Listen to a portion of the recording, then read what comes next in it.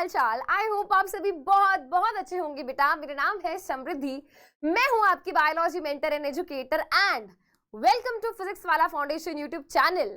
हमारे आज के इस बैकलॉग किलर सीरीज के सेशन में हम डिस्कस करने वाले हैं बायोलॉजी को, और इसमें हम जो कवर करेंगे दो चैप्टर्स बायोलॉजी के बेटा। पहला है लाइफ प्रोसेस और दूसरा है कंट्रोल एंड कोऑर्डिनेशन।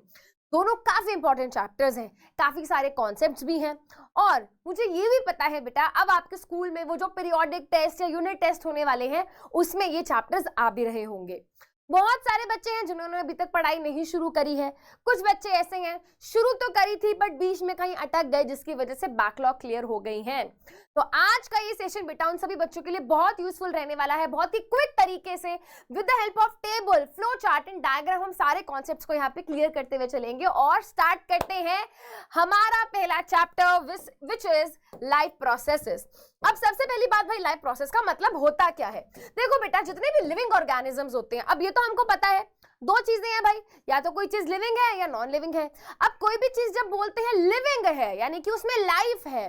अब कोई भी चीज जब हम बोलते हैं लिविंग है जिसमें लाइफ है, वो अपने आप को लिविंग किसी कारण से रख पा रही है। मतलब भाई तुम और मैं लिविंग ऑर्गेनिज्म है। अब लिविंग ऑर्गेनिज्म बेटा कंटिन्यू कर पाते हैं अपनी लाइफ को, वो सरवाइव कर पाते हैं बेटा because of few processes. Ma'am अभी भी नहीं समझे? देखो बेटा, सिंपल सी बात है, मैं सांस ले रही हूँ इस टाइम, अगर मैं यहाँ पे सांस लेना बंद कर दूं तो क्या होगा बेटा? मैम आप मर जाओगे। एग्जैक्टली ठीक है, हमारी बॉडी में क्या हो रहा है बेटा? ब्लड एक जगह से दूसरी जगह जा रहा है, इधर से उधर।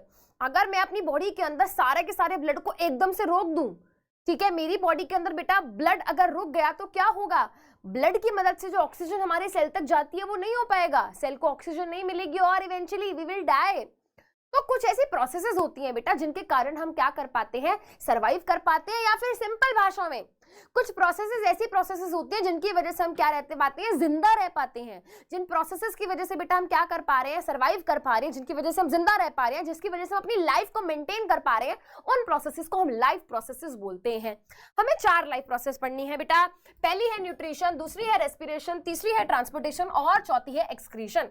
एक एक करके क्या करेंगे बेटा, इस चैप्टर में हम इन 4 प्रोसेसेस को पढ़ेंगे।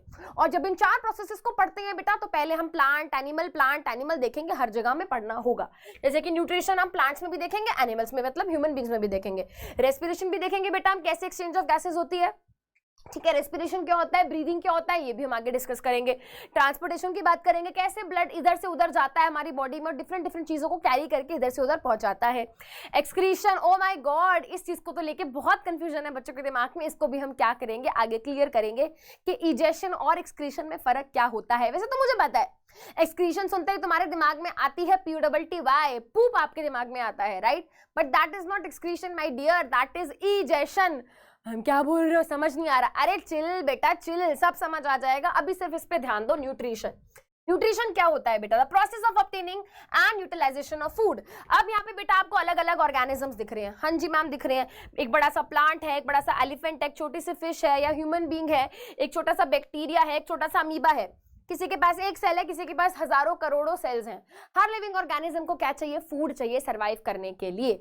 अब इस फूड को जब कोई ऑर्गेनिज्म ऑब्टेन करता है तो कैसे करता है? ऑब्टेन करने के बाद उसको कैसे यूटिलाइज करता है? इसी को हम क्या बोलते हैं? न्यूट्रिशन बोलते हैं। अब ये जो न्यूट्रिशन की जो प्रोसेस होती है बेटा, या न्यूट्रिशन करने का जो तरीका होता है, ये 2 तरीके का हो सकता है, ऑटोट्रॉफिक या हेटरोट्रॉफिक। ऑटो का मतलब होता है सेल्फ, ट्रॉफिक का मतलब होता है नरिशमेंट। कुछ लिविंग ऑर्गेनिज्म ऐसे होते हैं जो अपना खाना खुद ही बना लेते हैं।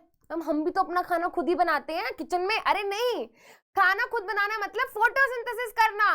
प्लांट्स बेटा किसी और के ऊपर जाके डिपेंडेंट नहीं है, वो किसी और को जाके नहीं खा रहे हैं। हम तो बेटा या तो हम प्लांट्स से अपना फूड लेते हैं, एनिमल से अपना फूड लेते हैं। बट अगर हम प्लांट्स की बात करें, है ना, अगर मैं प्लांट्स की बात करूं, ह्यूमन बींग्स को भी थोड़ी देर के लिए साइड कर दो। प्लांट्स बेटा क्या है? कुछ ऐसे लिविंग ऑर्गेनिजम्स होते हैं जो अपना खाना खुद बनाते हैं by the process of photosynthesis. तो ऐसा न्यूट्रिशन बेटा जिसमें ऑर्गेनिज्म अपना खाना खुद बनाता है, ऑटो मतलब सेल, इसमें ऑर्गेनिज्म क्या करता है? अपना खाना खुद बनाता है। तो ऐसी प्रोसेस को हम, ऐसे प्रोसेस या ऐसे न्यूट्रिशन को हम क्या बोलते हैं बेटा? Autotrophic nutrition. ठीक है, ऑर्गेनिज्म जिसमें अपना खाना खुद बनाता है। अब ऑर्गेनिज्म जब अपना खाना खुद बना रहा है तो वो भी क्या है बेटा? 2 तरीके का हो सकता है। वहां पे भी 2 टाइप्स है। अगर ऑर्गेनिज्म अपना खाना बनाने के लिए लाइट एनर्जी को यूज कर रहा है, लाइट मतलब फोटो, समझते हो ना, लाइट मतलब फोटो, तो ऑर्गेनिज्म जब अपना खाना खुद बनाता है तो ऑटोट्रॉफिक न्यूट्रिशन। अब जब अपना खाना खुद बना रहा है तो ऐसा करने के लिए वो क्या कर रहा होगा बेटा, ऐसा करने के लिए वो क्या कर रहा होगा, लाइट एनर्जी को यूज कर रहा होगा। अगर वो लाइट एनर्जी को यूज करके अपना खाना खुद बनाता है तो हम बोलते हैं फोटो ऑटोट्रॉफिक न्यूट्रिशन। जैसे कि बेटा प्लांट्स वो लाइट, सनलाइट को यूज करके फोटोसिंथेसिस